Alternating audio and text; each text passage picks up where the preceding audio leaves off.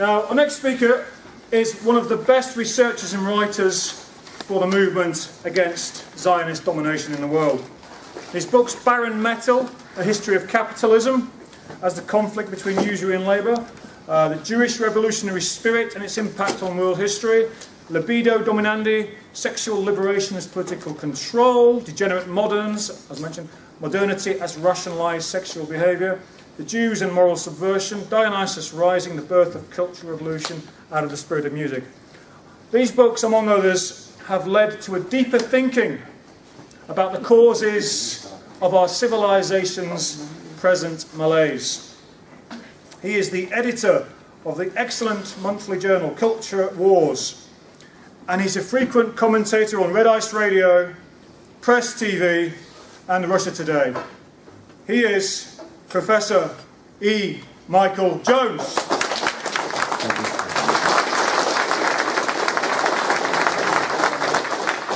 It's an honor to be here. I know I'm a foreigner here, but thank you for inviting me at this historical moment. Historical moment. What do I mean about this historical moment? 1 month ago today, I was in South Bend, Indiana, where I live, and Donald Trump showed up in town and held a political rally, and there were 5,000 people in the room. And I said later, those were the most important people. Those 5,000 people were the important people, because they were the people of Indiana who had suddenly awoken to the fact that they were a colony, a conquered province of Wall Street, and that their jobs, 1 week before Donald Trump arrived, the Carrier Air Conditioning Company had relocated its plant to Mexico. And whenever Donald Trump opened his mouth and talked about the Carrier Air Conditioning plant leaving for Mexico, there was a roar from the crowd, and this was the consciousness that Indiana had reached at this point. 4 years ago, Indiana voted for Mitt Romney, who was a looter for the oligarchs, worked for Bain Capital, would come into Indiana, load these companies down with debt. They'd go belly up and everybody would lose their jobs and he'd walk off with a lot of money. In this 4 years, the consciousness has arisen to the point where people in Indiana finally understand what's going on. And what is going on? What is going on? In Brexit and in the Trump campaign, we have an uprising against the oligarchs. An uprising against what Roger Cohen, it was in the New York Times, he said it, so it must be true. Roger Cohen called the smug elites. This is an uprising against the smug elites, okay? We are familiar with uprisings in the United States.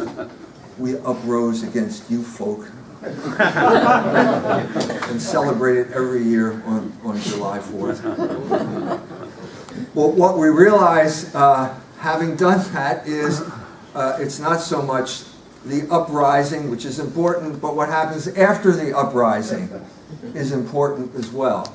And if what happens after the uprising is that the old boss is simply a new version, or the new boss is simply a new version of the old boss, you can often end up worse than you were beforehand. And if there's ever a sad story in history, it's the sad story of revolutions leading to a worse situation. And I'd like to talk about that today. But first, I'd like to talk about myself. As my children say, this is all about me. It's not all about me. But 1 year ago, I was in Guadalajara in Mexico, and asked to speak at a conference, and who should show up at the conference but David Duke. Does anyone know David Duke? Big cheer for David Duke.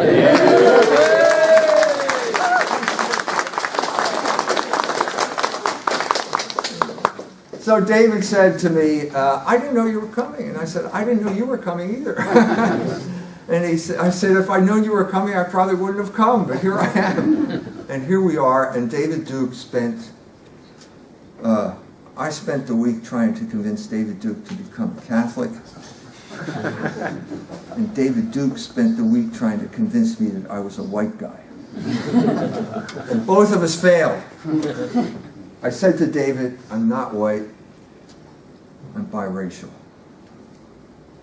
I'm Irish and German. I have, as a result, a genetic predisposition to multiple personality disorder. And I've had it all my life. And I'm always, I'm always being the victim of mistaken identity for some reason or other. I don't know why. I was at a conference in Washington a couple of years ago. And someone there you probably also might have known, Mr. Tyndall. Remember Mr. John Tyndall?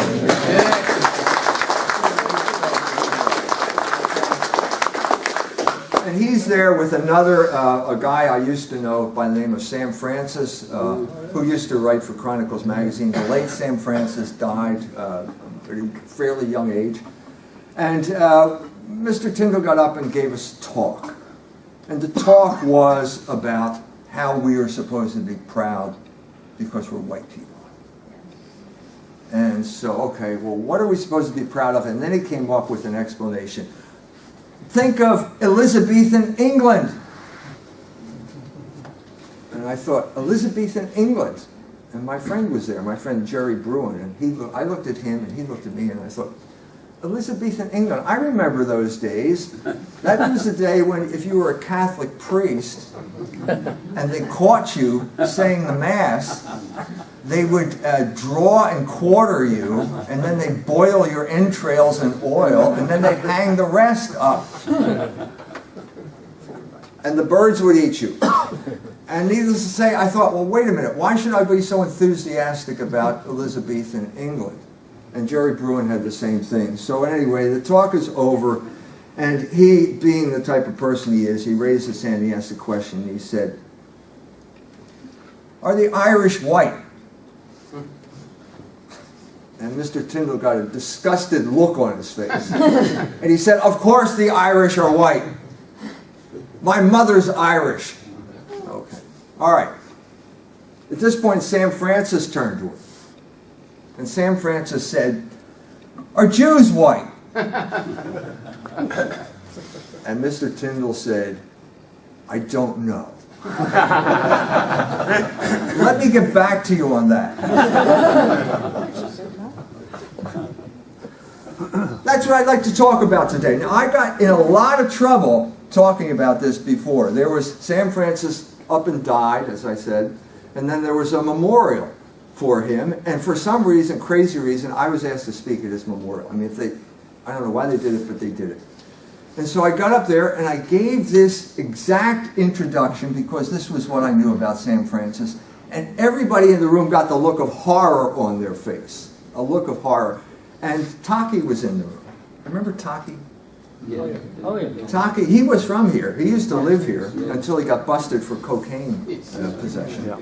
And then he moved to New York, I guess for whatever reason. Anyway, Taki's there. We're in this little room, and Taki's there. And I say this, and Taki turns to everyone. He says, we're all going to be arrested. Well, we weren't arrested, you know. And at that point, I decided I really need to explain what I'm talking about here. Why did I say that? And it was at this point I started talking about a book that I wrote. And the book that I was involved in at this time was The Jewish Revolutionary Spirit. Now, why did I get involved with this book? I mean, I'm a glutton for punishment. I know that. That's why I do this magazine. I got a guy call me up once, and he said, I finally figured you out. He said, you're a one-legged man in an ass-kicking contest. I said, I think you're right. I think that's exactly right. And if there were ever a manifestation of that, it was taking on this topic and writing the book, The Jewish Revolutionary Spirit. But I felt that I had to do it because of what happened in America. What happened in America at this time? Our country got taken over by a group of people that were known as neoconservatives. But everybody knew that they were Jews. Everybody knew that. You weren't allowed to say it, but everybody knew it. And suddenly, the country is being dragged into a war that nobody wanted. Because this minority of people decided that they needed this war to help support Israel. And so we got dragged into the war with Iraq. I was against it. A lot of people were against it. We got dragged into it anyway. Okay? And I thought, I got to do something about this. What is going on here? We need to identify the problem. Well, what is the problem? Well, I thought it was left and right.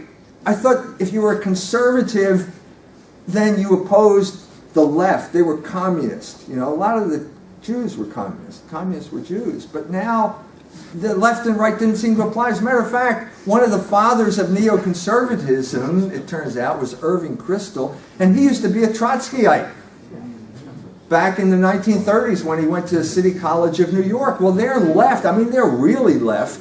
And now he's really right. And we're still in the same mess. So what's the common denominator? And I realized, well, wait a minute. What do they have in common? It's Jews. The Jews were Bolsheviks, and now they're neoconservatives. They're always arguing for some type of war. They're always getting other people to fight for them. And so maybe that's the common denominator that we have to talk about. And so I decided, where did it begin?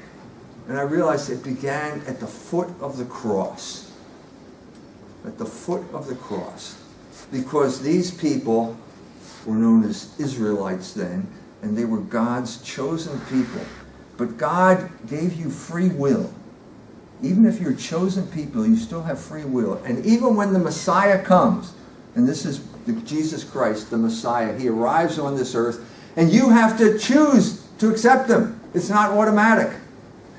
And you have to choose to accept him on his terms, not your terms.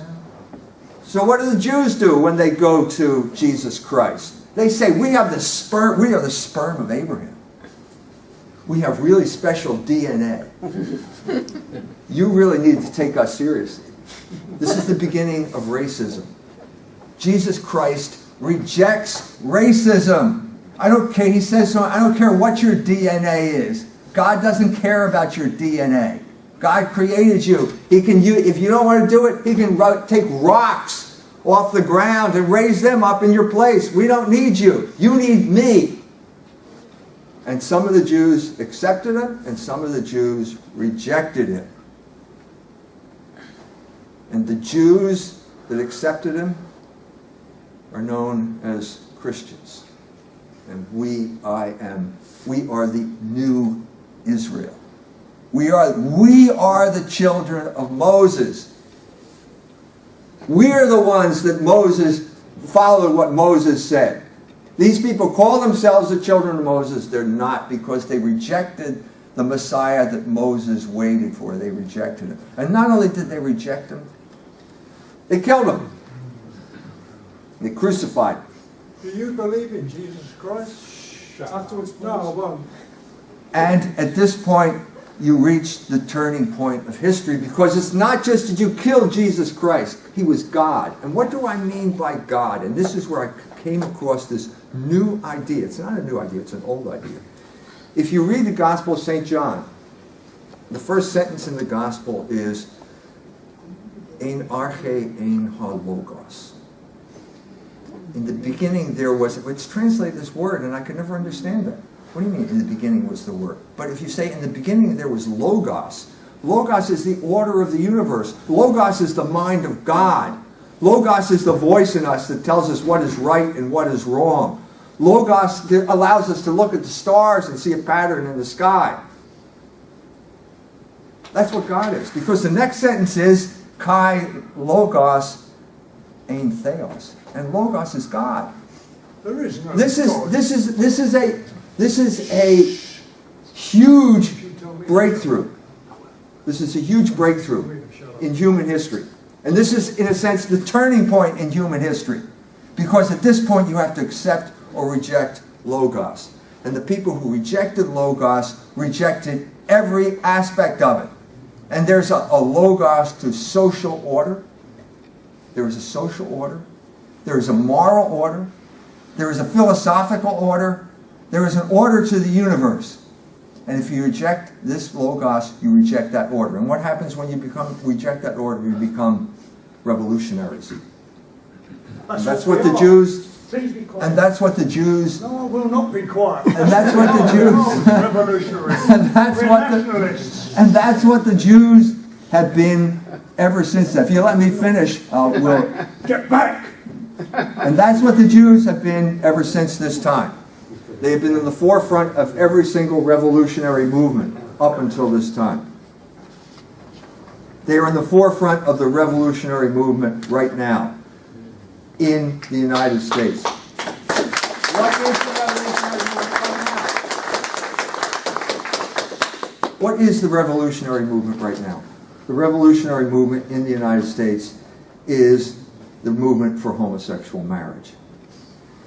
It has been we've talked about other things, the feminist revolution that led to abortion, one after another, one instance after another, where a small group of people have to figure out a way to impose their will on the overwhelming majority of the people. I wrote a book called Libido Dominandi, Sexual Liberation and Political Control, in which I said basically that this is the most effective form of political control that the world has ever come up with. Because basically you get to, you lock yourself in prison every night, every time you engage in these activities. You become a slave to your own passions, a phrase that Shakespeare used in one of his plays. That led to, it began with the sexual liberation of the 1960s. It began before that in the United States with a battle during the 1930s over Hollywood. People don't like to talk about it, but it was a battle between Catholics and Jews over who was going to control the cultural settings of the United States. And the issue was obscenity. And the issue was smuggling nudity into films and obscenity and blasphemy and all these things. And the Catholics fought the Jews, and they beat the Jews at this time. And as a result, they imposed a code on Hollywood that kept Hollywood, the Hollywood Jews, under control for 31 years, from the middle of the 1930s up until 1965, when the Jews brought out a film called The Pawnbroker, which was basically a Holocaust film that was used to smuggle nudity into films. The Catholic Church has never won a battle since that time. Once they ran up the white flag on that cultural battle, they lost whatever cultural power they had, and there was a direct line of influence from the loss of that power in 1965 up to the Iraqi war and the situation we're in right today. Because once they had no check on them, there was no way the Catholic Church could stop them. It's that simple. That's where we are today. So today, what is the manifestation of the revolutionary spirit? As I said, it's homosexual marriage. I don't know whether you know this or whether it's been apparent to you over here, but we are in the middle of an attack on representative government right now in the United States of America. It began 1 year ago in Indiana. The legislature of the state of Indiana passed something called the Religious Freedom Restoration Act, which said basically if you're running a bakery and a homosexual comes and says, I want you to bake a cake for my gay wedding, you don't have to do it. You can turn it down. This outraged the oligarchs. The oligarchs then orchestrated a counter-campaign against what was going on in Indiana, and it was basically the oligarchs. It was a coalition of three groups of people. It was the CEOs, the capitalists, the heads of the big corporations. It was the homosexuals, who were their proxy warriors in this battle, and it was the Jews, who were the big promoters of homosexual marriage. And together they would come into the state of Indiana, and this is warfare in our day. The people, the legislatures didn't understand it. They thought, war was, the guys with blue uniforms firing cannons at guys with red uniforms. That's not the way warfare is waged in our day. They came in, the legislatures are shocked, they don't know what to do. They revoke their own law. This is a man from San Francisco. Nobody elected him. He's not even from the state of Indiana, and yet he can come in and say, okay, you have to change this law because we are the real rulers of Indiana and you are not. He didn't say that, but that was clearly the message. 1 year later, the same thing happens in North Carolina, except the issue now is, where can you go to the bathroom? Oh, God. Yes, that one. I am not making this up. I am not making this up. You may have heard about this. It's the same person. It's Mark Benioff of Salesforce, who now is in the state of North Carolina telling people, no, if someone in his mind thinks he's something and doesn't look that way, he can go into whatever. And the people are outraged, and the people pass a law, and now he's saying, no, you can't pass the law unless the oligarchs say it's okay. Well, that's going to cause a reaction, and it is causing a reaction. It's a worldwide reaction because the oligarchs have overstepped their bounds. And on top of that, the other thing is that we're starting to understand how their system works. Every time they call it freedom, what they're really talking about is a form of control. Because there is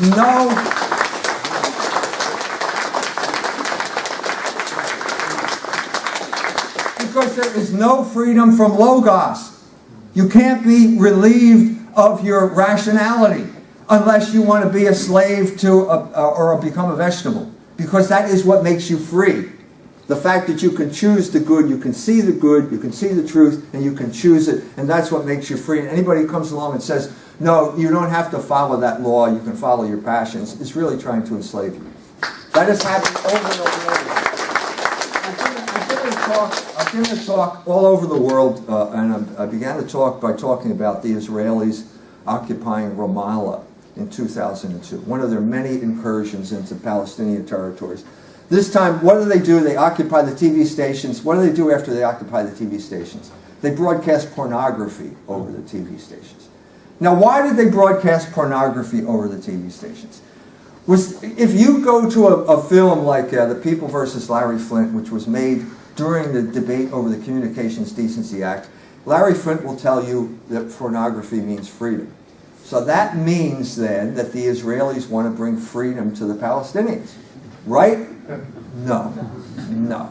No. What it means is that nobody really understands pornography, because pornography is a weapon. It's a weapon of psychological warfare. It deranges the mind, and the whole point of this was to derange the mind of these young Palestinians so that they couldn't resist the Israeli occupation. Well, that's a metaphor of what happened to the United States of America and to every country in Europe.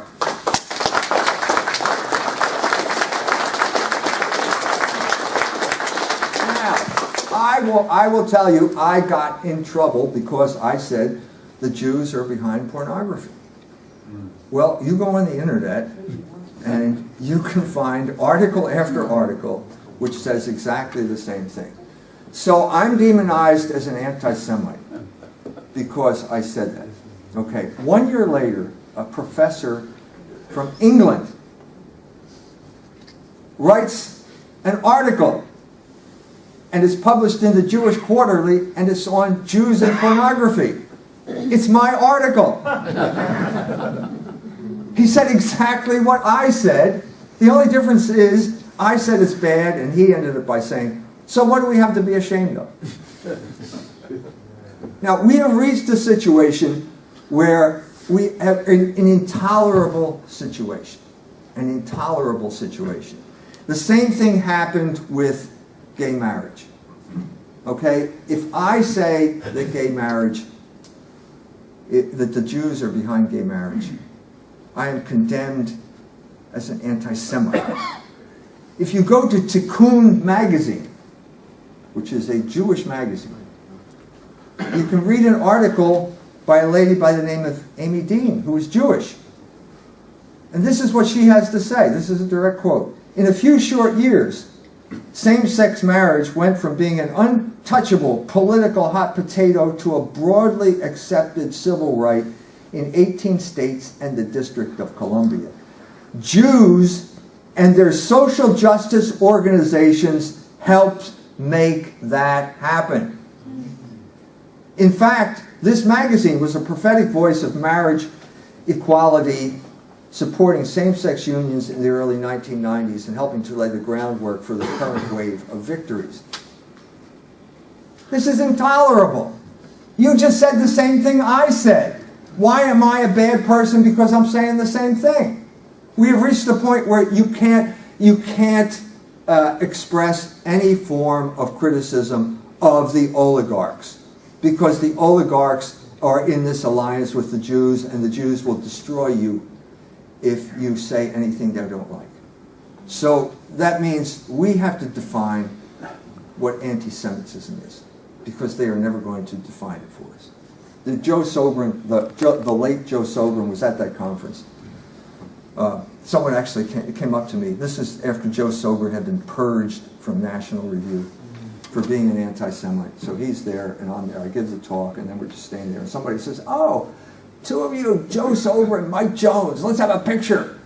So I'm standing there, I put my arm around Joe, and I said, Joe, this picture with me is going to ruin your career. And Joe looked at me and he said, mutually assured destruction.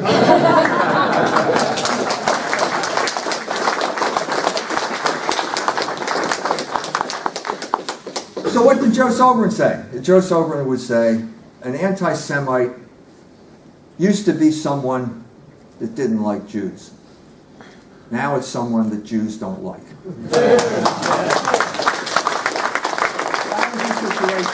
Let me refine it a little bit. I hate to follow. He's such a hard act to follow, but what is an anti-Semite? An anti-Semite is someone who criticizes Jews. That's it. That's the whole thing in a nutshell. You can say exactly the same thing that the Jew says, but if you're perceived as criticizing the Jews, you are a bad person and we're going to destroy you. And they have tried, you know. By the grace of God, they haven't succeeded. But that doesn't change their intention in the matter. I was in Poland giving a speech. Libido Dominandi got translated into Polish, and I did a tour of Poland. And I'm going to my first speech. And the publisher's in the front seat, and the phone keeps ringing. And he's talking in Polish, and I don't understand Polish, but I know it's bad. I know it's bad. So he gets off the phone, and basically all the newspapers are saying, E. Michael Jones is in town, he's an anti-Semite. And there's going to be a huge demonstration tomorrow in Wrocław. We're in Warsaw now, we're going to Wrocław tomorrow. At the John Paul II Center. So I walk in there. We're going to be speaking at the cathedral, the Catholic cathedral. Walk in, I'm feeling bad. I go into church and I say a prayer, which I do frequently. And believe me, I wouldn't be here if I hadn't said a lot of prayers. I'll tell you that right. I walk out of there, and who's to greet me but the Chancellor of the Archdiocese, and he says to me, don't worry. Don't worry. So I don't worry. I walk in, I give my speech. Everything's fine. I have a line of people walking all the way around the block to buy autographed copies of my book. What happened there? What happened there was Catholic unity prevailed over Jewish subversion. For once in my life, I got the support.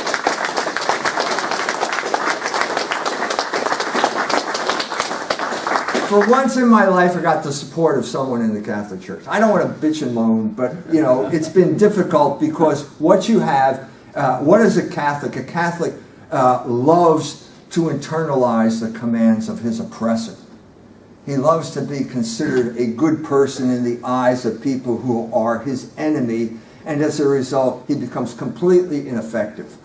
Jesus Christ never said that we would not have enemies, but he said we should love our enemies.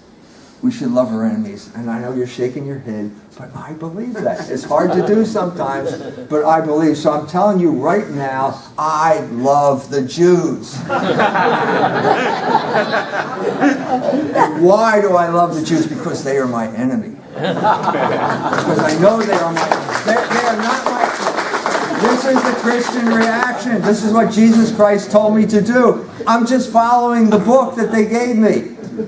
If you read 1 Thessalonians 2, St. Paul says, the Jews, they are the people that killed Christ. They are enemies of the entire human race. I didn't say that. St. Paul said that. I'm a follower of this guy. Why am I the only guy talking this way? Don't these people read the Bible? I went to Rome. I visited with a high official in the Vatican. It's Department of State. I said, you know, we got a problem here. You're not preaching the gospel. That's the gospel. I don't know what you're preaching. I said there are 3 areas: church and state, the Jews, usury. You're not preaching this gospel. He said, forget about the Jews. Nobody's going to talk about it here. Okay. But he said, if you give me something on usury, I'll put it in the encyclical. Well, I did, and he did. So it's in the encyclical. It's in Laudate Si, if you want to read it. And then on when the Pope last September went to the United Nations, he said the U word. He said usury. First time a pope has said this in over 100 years. So, you know, it's a mixed bag. And I'm here to say that the struggle is worth it. But the struggle is, before we get involved in a big struggle, it would be good to figure out how we got into this mess. How did we get into this mess where we are controlled by three groups of people who are by definition no more than 1% of the population? The oligarchs. Remember Occupy Wall Street? We coined the term the 1%. Goldman Sachs. The Jews, 1% of the society, and the homosexuals, 1% of the society. How do we get to this point? How do we get to this point? The answer is lack of unity. Remember what I said about unity? Where did the lack of unity begin? When did it begin? It began in England with the Reformation. Remember Mr. Tyndall and Elizabethan England? What was Elizabethan England? It was a police state. It was the first police state. And if you didn't like it, you got drawn and quartered. And it was so intolerable that the English themselves rose up against it. They could not stand this police state. What was the police state? Why did they have that police state? What was the Reformation? The Reformation was a looting operation. It was a looting operation. It was the theft. It was the theft of the property of the Catholic Church by greedy aristocrats, head of which was Henry VIII, the greediest of all the aristocrats.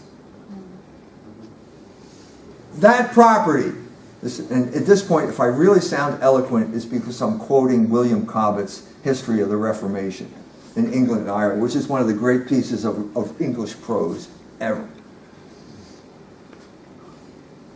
For 900 years, England had a society, a culture, an economy, where the wealth of the nation was put to productive use for the people of the nation. Cobbett said you could walk, before the Reformation, you could walk 6 miles in any direction, and you'd find a place that would take you in for the night. And if you were sick, they would nurse you back to health. And this was the social welfare network that made England a prosperous country.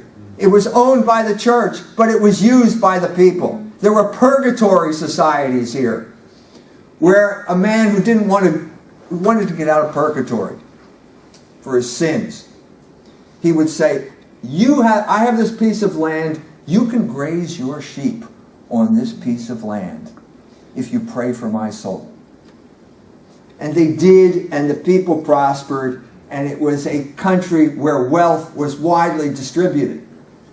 At a certain point, the oligarchs of that day decided they couldn't risk the temptation anymore, and they stole all of that property, and they privatized it.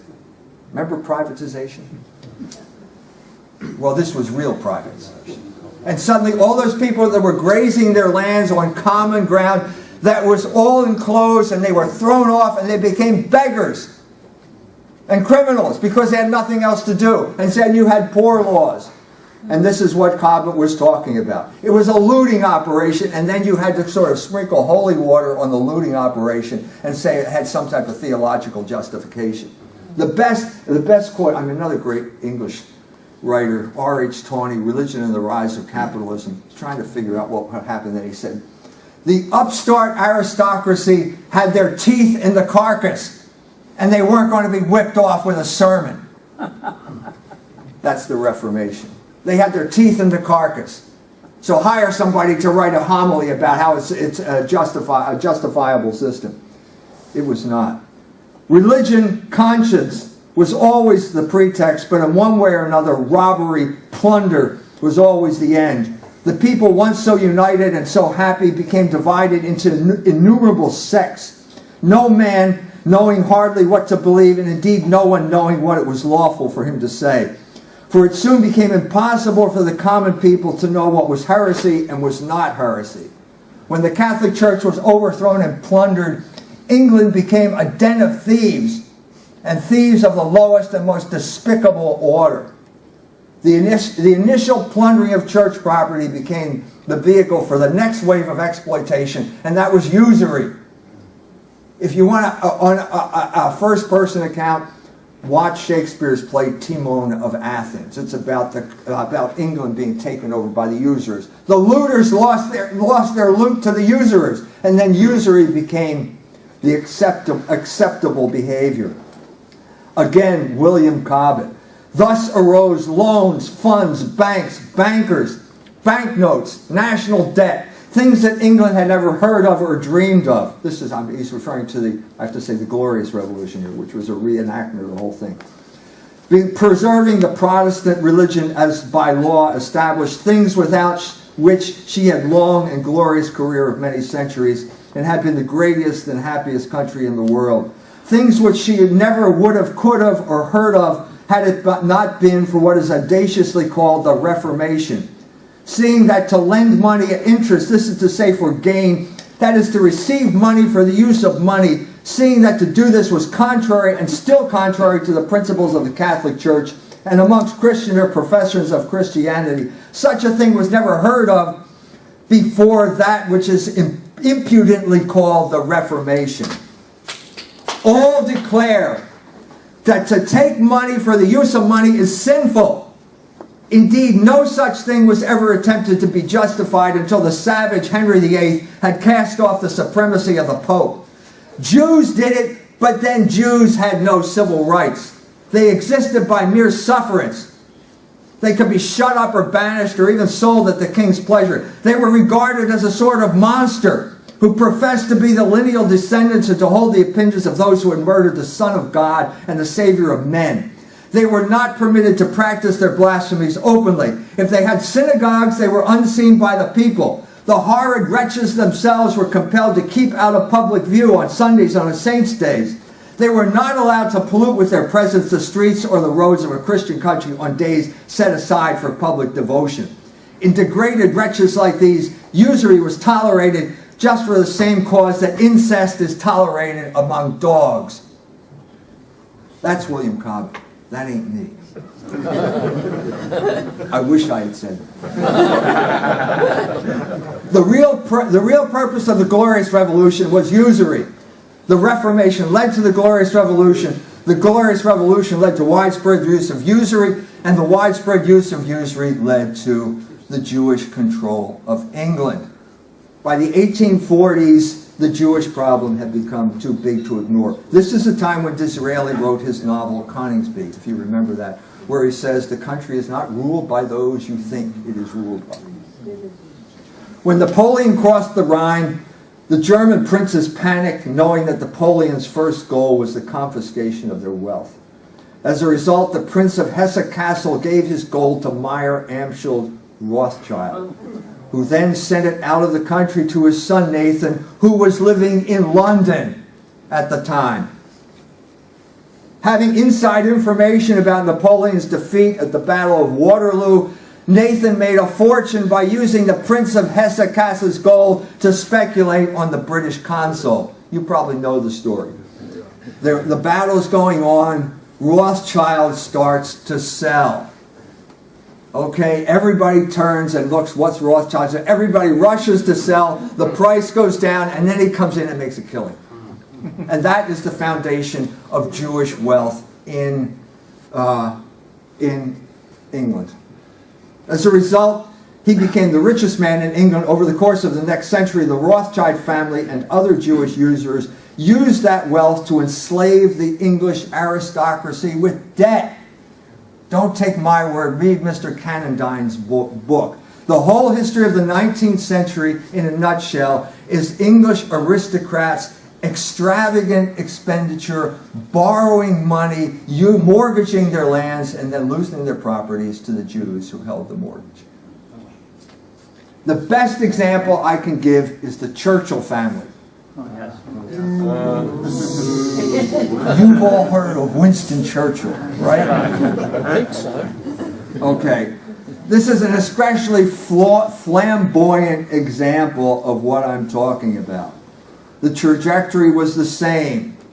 Moral depravity leading to extravagance. Extravagance leading to indebtedness. Indebtedness leading to control by Jewish moneylenders, and control by Jewish moneylenders leading to the loss of property and the eclipse of political power.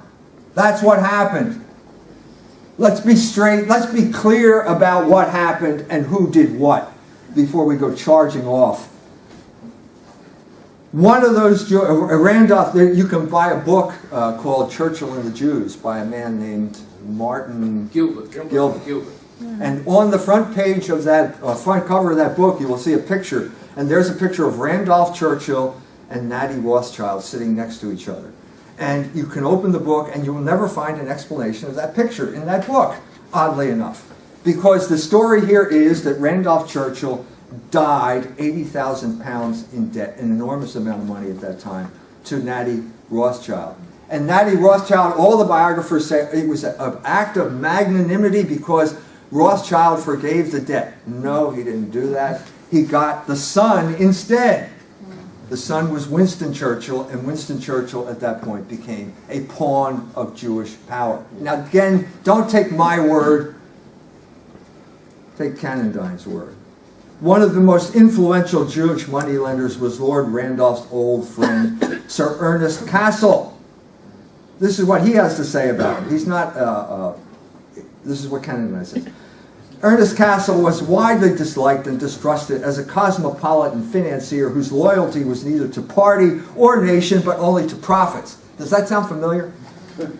As a German, a Jew, a millionaire, and a friend of King Edward II, he seemed a classic example of the unscrupulous and unpatriotic plutocrat who was disfiguring public life, an irresponsible wire puller who had poor politicians in his pocket, and one of them was Winston Churchill because he paid off his debts. Churchill was such a profligate a man who could not control his passions. He immediately got in debt again. The guy could not stay out of debt. Throughout the 1930s, this is Cannondine again, Churchill's finances were in a truly parlous condition. Chartwell, the place he bought, continued to absorb money like a sponge. In 1931, his overdraft stood at 9,500 pounds. 7 years later, after the crash on Wall Street, he owed 18,000 pounds. At this point, guess what happens? Another Jew steps forward. This time, it's Sir Harry Strakosch. Cannondine mentions him, and then he says, cast a dig at David Irving, saying, David Irving exposed in his book, but this doesn't mean that Churchill was controlled by the Jews. Well, yes, it does. That's exactly what it means. If there's ever a form of control, it is debt. If you can ever, this is the system we have now. This is the worldwide system that imposed by, I hate to admit it, but my country on the rest of the world. Of course, we got the idea from you. I don't feel all that bad about this. But what is the basic system of control in this world right now? It is sodomy and usury. First of all, we enter your country and we talk about how you need to respect sexual minorities, or you need to liberate your women, or you need to give free access of pornography to your media, that we will sexualize your entire culture, and you will become so besotted with your own passions that you won't realize that the usurers are now coming in. And now the usurers will get your country in debt, and you will be a total slave. So I agree with everyone here who says that the point of this system is creating slaves. That's what it is here to do. And that's what this is.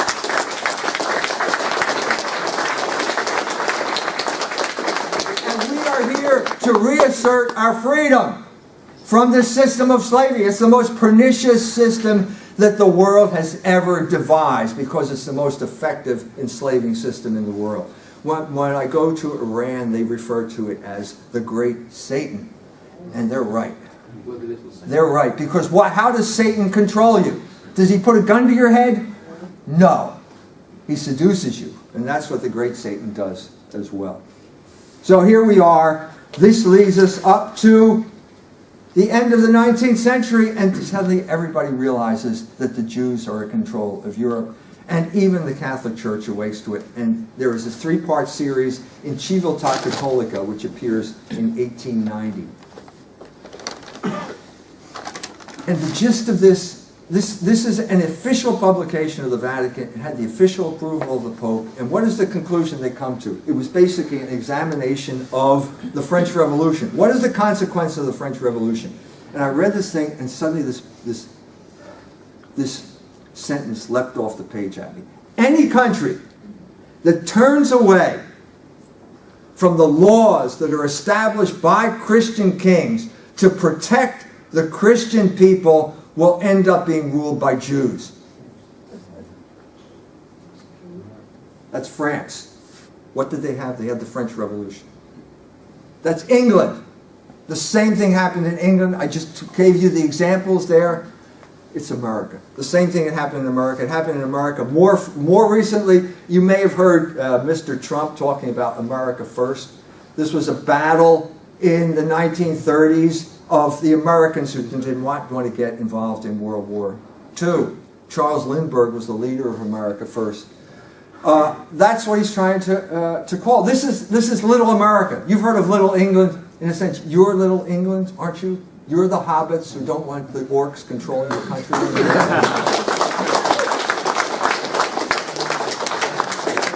Well, this is Little America. And Little America doesn't want to send their kids off to die for Israel in Iraq.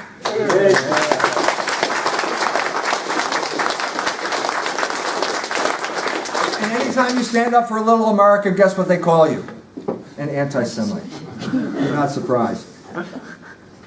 That's what happened, and all of Europe happened, and it happened to all of Europe. Everyone realized it, and at a certain point, even the Pope Benedict's uncle wrote a book.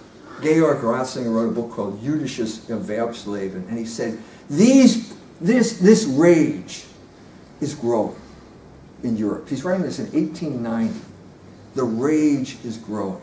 The people feel betrayed by their own leaders. Why do they feel betrayed by their own leaders? Because their leaders are all in debt to the Jews. Because if you get in debt to the Jew and then he doesn't like what you're doing, he won't roll over your loan. And you'll lose your farm. You'll lose your estate. That's how they control, and they were controlling it then. And Ratzinger is saying, we have to enforce Christian laws, because if they don't, there's going to be a violent reaction. As soon as these people find a leader, guess what the German word for leader is? And he used the F word.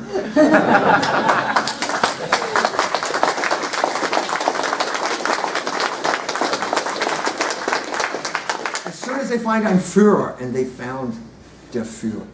Sie haben den Führer gefunden. They found their leader in 1933. And it was a violent reaction, and it's not the reaction that Georg Ratzinger wanted. It's not the reaction that Civilta Cattolica wanted.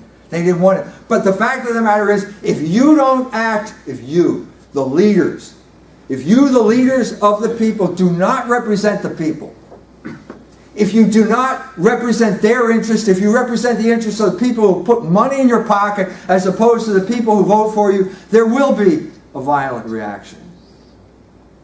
And I will pray, I say prayers a lot, I will pray that it doesn't come to that. And I will pray that why are we here now to prevent that type of violent reaction, to seek the path of peace, so that we can all find a modus vivendi, so that we don't... What do the oligarchs want us to do? They want us to fight each other. That's what they want. I guarantee you, I've seen it, I've talked to it, it happens. I lived through this as a young man because I was involved. I was a guinea pig in a social engineering experiment for my entire life, and nobody ever told me about it. And the biggest social engineering experiment I grew up with was black migration out of the South. That was I wrote a book called The Slaughter of Cities. If you want to read about it, it's called Urban Renewal, it's ethnic cleansing, and basically it was about the ethnic cleansing of ethnic Catholics in the the big cities of the United States. And these people, have you ever seen The Godfather?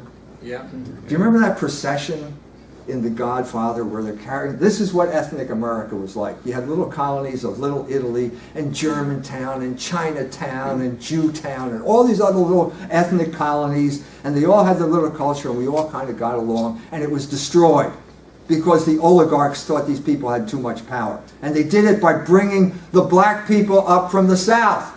And they didn't know what was going on, and we didn't know what was going on, and they told, as soon as you see a black person, you become white. I didn't know I was white. I thought I was Irish. I thought I was German. But suddenly the black person shows up, and you're white. Well, I'm not white. And my wife is teaching in Southwest Philadelphia during this war. This is civil war in Philadelphia. And an Irish family moves into the neighborhood, and the kid ends up being killed by a black gang because he didn't know he was white. He thought he was Irish. Well, he got caught up in a war that he didn't know about. And I'm saying what we do not want is a replay of that war. Because what we really saw there was the Black-Jewish alliance and the Jews using black people as their pawns to drive other people out of their cultures and destroy their cultures. So I had to do over again. I mean, what am I, a kid? I'm 4 years old. I'm 5 years old when we have to move out of our Irish neighborhood and move to some kind of deracinated suburb. But if I had to do it again, I'd go to the black people and I'd say, look, it's not in your interest and it's not my interest. They're the ones who are controlling it. They're using both of us. So let's collaborate. How do we collaborate? What is the basis for collaboration? There's only one basis for collaboration among human beings, and it's logos. Remember logos? That is the order of the universe. That is who we are. I told you, I've been to Iran. I was in Iran. I was walking down the street celebrating the revolution, the 34th anniversary of the revolution. I'm surrounded by women in chadors. And they're all shouting something. And I know Allah Akbar, but this isn't Allah Akbar.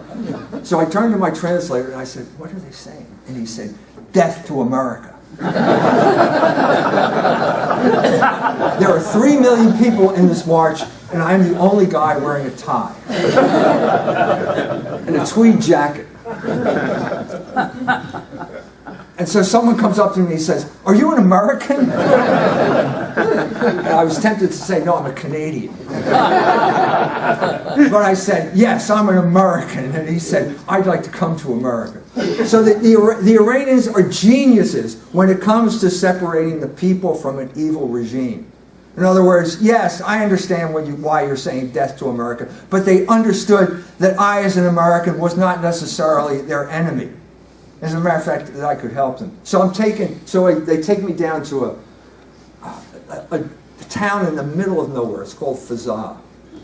And it's next to the hottest place on earth. They recorded a temperature of 159 degrees from a satellite, so it's not the official record. But anyway, I show up there after a long drive through the desert, pull into town, there's a billboard. And I look up at the billboard and I think, that face looks familiar.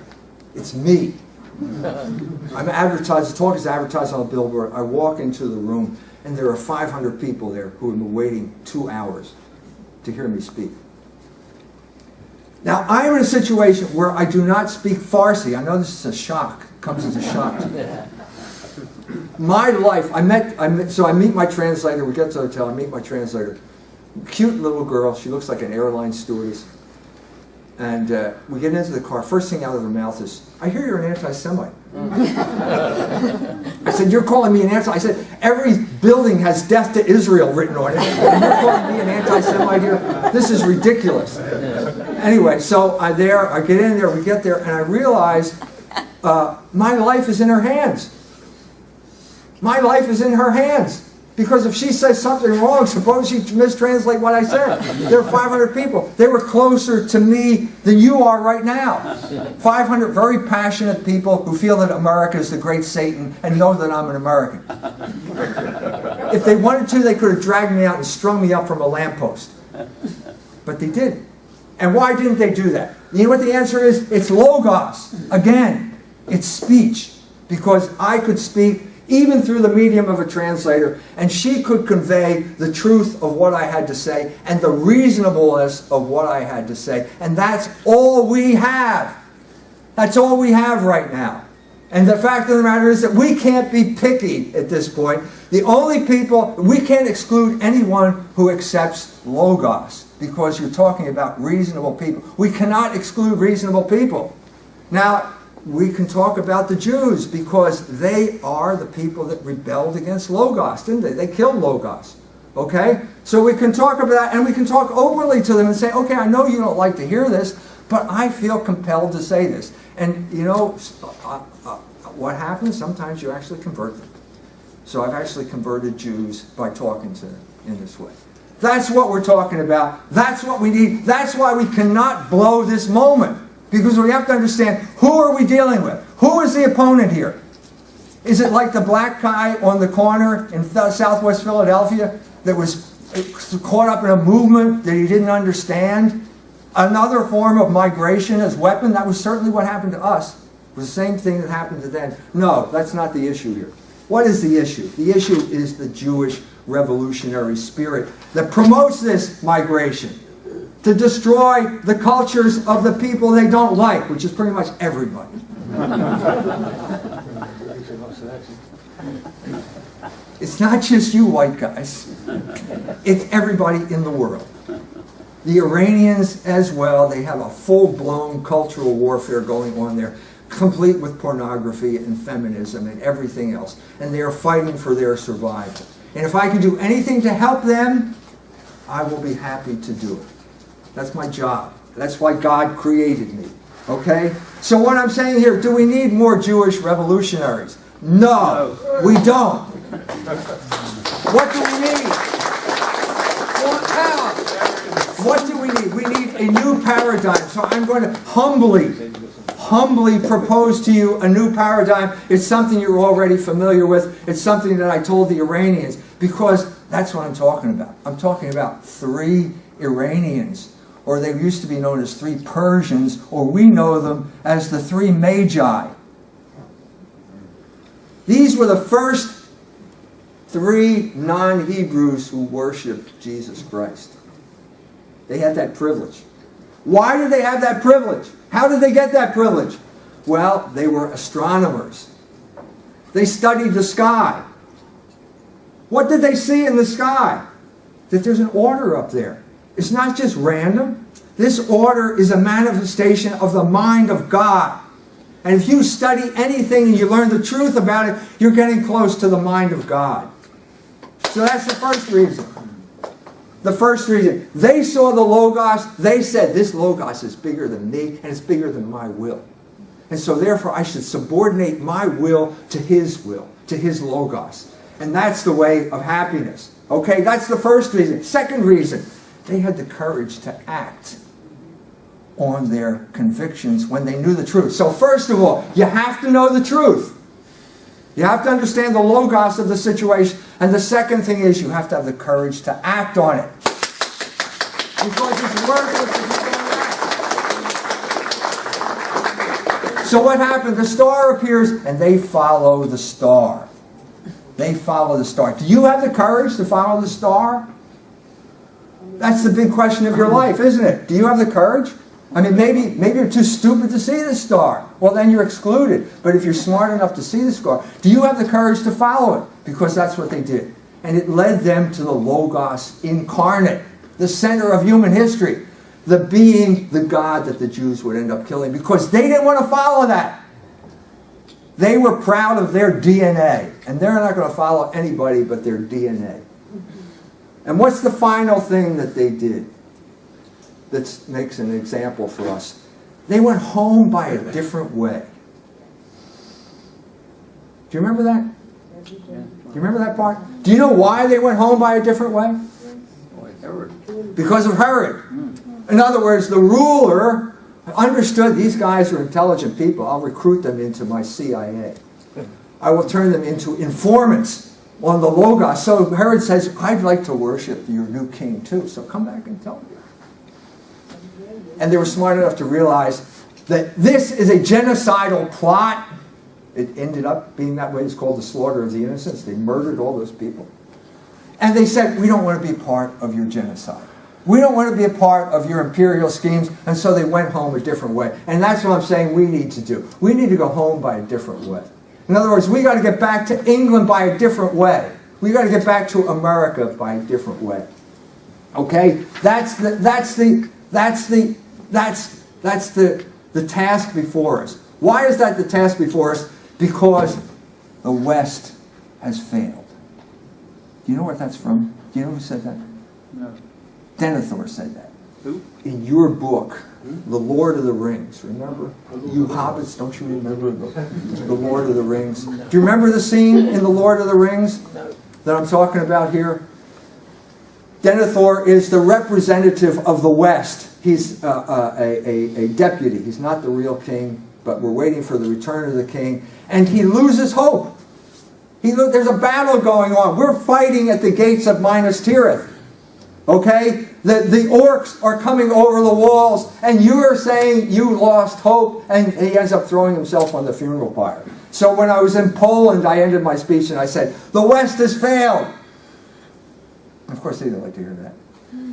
Because they had just signed on with the West, remember? Communism. And I said, but if you remember that, that was not the end of the story, was it? And I said, no, it wasn't the end. The riders of Rohim showed up. And who were the riders of Rohim? They were obviously the Polish cavalry. Well, everybody cheered at that point. So unfortunately, you're hobbits and you're not the riders of Rohim. But anyway, the story is the same. Why did the West fail? Because we turned away from the laws of Christian kings. And when we turned away from those laws, we ended up being ruled by Jews. That's the situation we're in right now. There's only one alternative, and that is the Magi, which means we have to return to the Logos that inspired them. The Logos that made England a prosperous country for 900 years before the looters took it over. That's the situation we're in right now. Why are we followers? Why are we followers of Logos? What does that mean? Who is the enemy? The enemy is anyone who feels that will is superior to Logos. That will is superior to Logos. That means the Takfiri, ISIS, the liver eaters, the head chopper offers in Syria right now. But it also means the Nietzscheans among us, Michel Foucault. All these people who say that somehow you can assert your will and that will make it right. No, that's not the issue. We believe in subordinating our will to the Logos. We believe in following the star which symbolizes the Logos, which is God. With the Magi as our role model in mind, we ask for the courage to follow that star wherever it leads us. Thank you. Say, orcs are coming and our rage is growing. So let's kick ass. And let's thank a two-legged man who is winning the ass-kicking contest, Michael Jones.